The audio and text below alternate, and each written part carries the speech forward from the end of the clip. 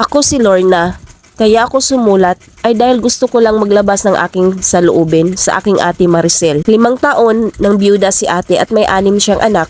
Ako ang nagbabantay sa 3 bunso kasi nagtatrabaho siya. May naiwan namang tensyon yung asawa niya pero hindi rin sapat. Pumayag ako dahil gusto ko rin makatulong yung 3 panganay ang nasa kanya.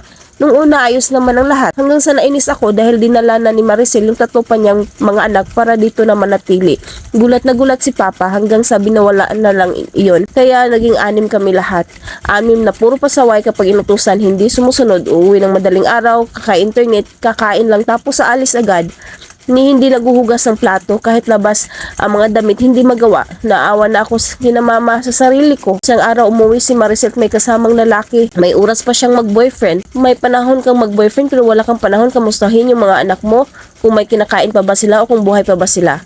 Wala na akong panahon sa sarili ko dahil mas inuna ko ang mga anak mo. Wala siyang imik at biglang umalis kasama ang lalaki niya. Ano bang dapat kong gawin? Gusto kong umalis at tuparin ang mga pangarap ko. Kaso kawawa si na mama kung iwan ko hanggang dito na lang.